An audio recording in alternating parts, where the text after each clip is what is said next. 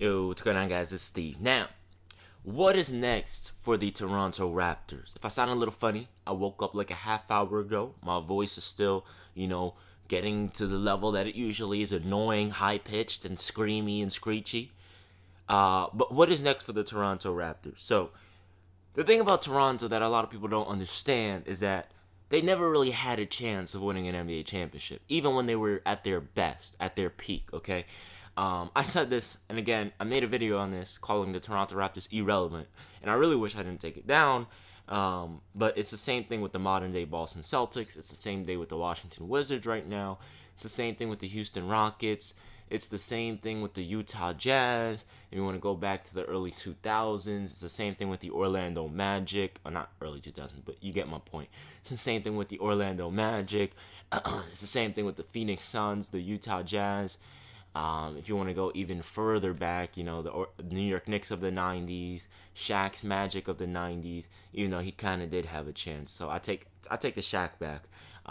And the Phoenix Suns back. I take that back too. But it's the same scenario with all of the teams I listed except for the Phoenix Suns and the Shaquille O'Neal and the Orlando Magic. Now, the reason why I say that is because if you really think about it, what do you need to win an NBA championship? Now, there's only been one time in NBA history where I can really sit back and say, you know what?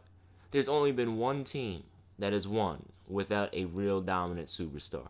But that's because that team had 4 all-star players. That was the Detroit Pistons in, I believe it was 2004, when they defeated the Los Angeles Lakers. They had Chauncey Billups, Rasheed Wallace, Tayshaun Prince, Richard Hamilton, Ben Wallace.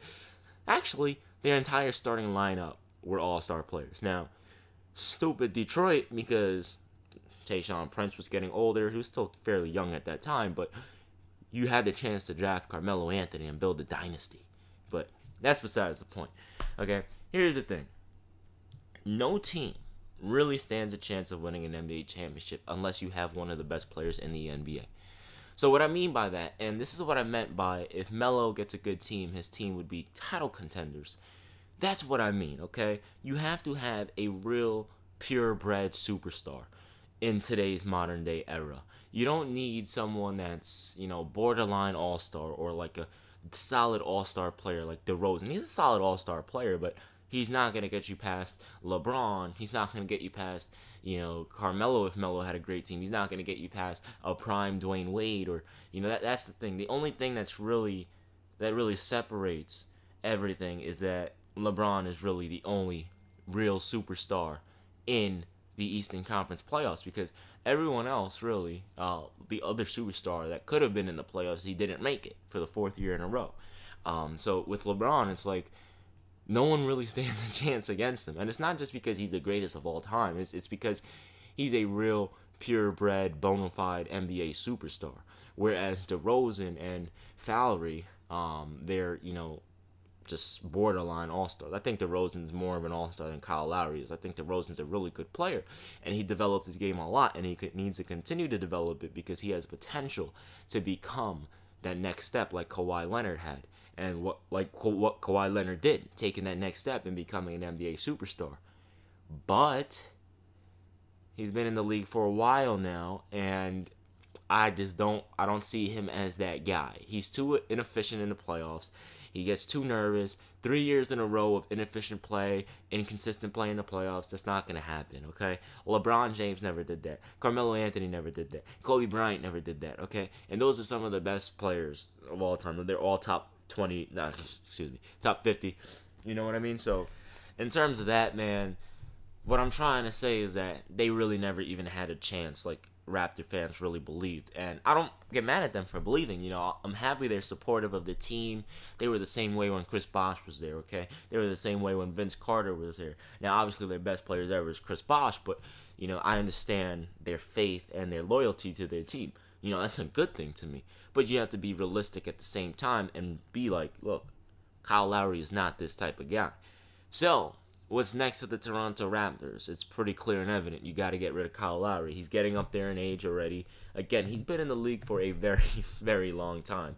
A lot of people don't know that, but I do, because I remember watching him with the Houston Rockets as a role player, and with the Memphis Grizzlies and things like that. He got drafted to Memphis. Okay, he was always a role player coming off the bench, giving you like 7 points per game. I believe before he came to Toronto, his career average was like 8.2 points per game, something crazy like that, right? Like 8 points per game. And then time goes on. He comes to Toronto. In his first year in Toronto, he averages 11 points per game. Next year, he averages 18. The next year, he averages 18. Next year, 21. And now this year, he averaged 22. This is all regular season, by the way. So if you can tell, he's really not that type of player. Because if he were, he would have been having those type of numbers from the get-go. Okay? I don't give a damn if you're coming off the bench. When Jeremy Lin came off the bench, and I'm not saying he's a superstar, but when Jeremy Lin was coming off the bench, he had Linsanity, which gave him the opportunity.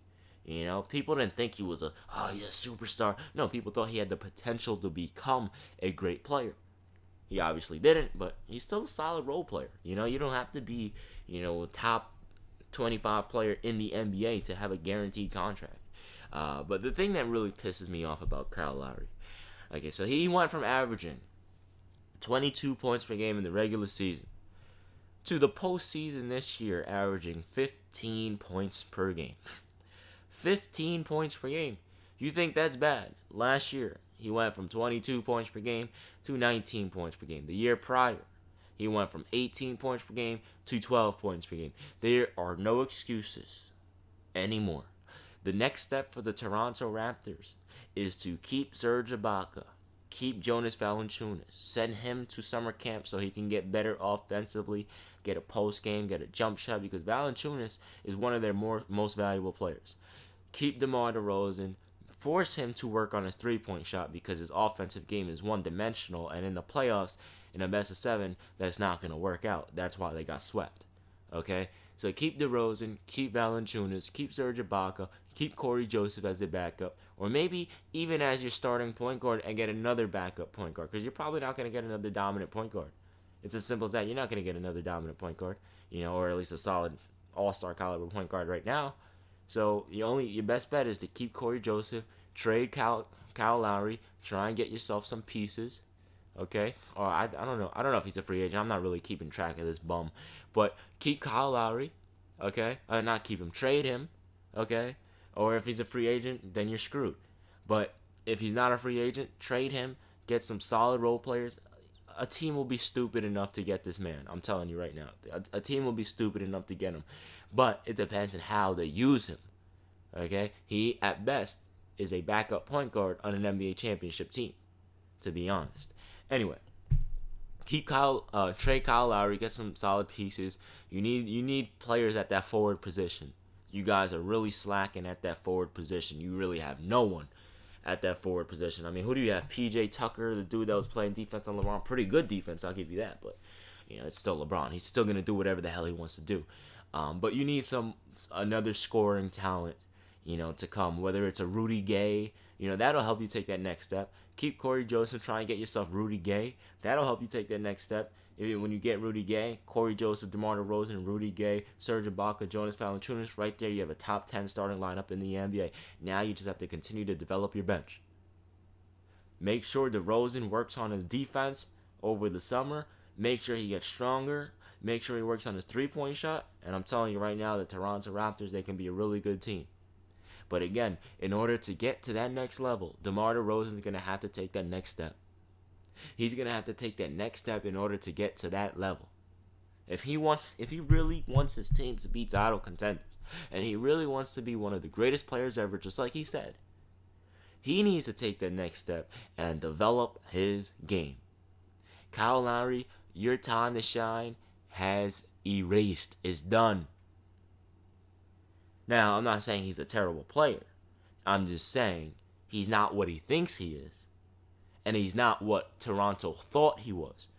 It's clear and evident Toronto fans finally realize, Kyle Lowry is not that player. I'm having Toronto fans actually comment on my video saying they agree with me now, which is surprising because they hate me. Okay, they hate me. Just like the Celtics fans hate me. Just like Warriors fans used to hate me when I used to, tell the truth about Stephen Curry. But now that I'm telling, the truth again about him in a positive way, the Warrior fans are loving me now. It's crazy, man. It's crazy that, if you go against someone's opinion, they get a little sensitive, especially when basketball. Like, come on, man. Just support each other. It's not it's a happy world. Whatever, man. Anyway, at the end of the day, Toronto Raptors, your future is not over just yet. But it will be, depending on what you do with Kyle Lowry. Anyway, guys, it's been your man Steve. I'm out. Peace.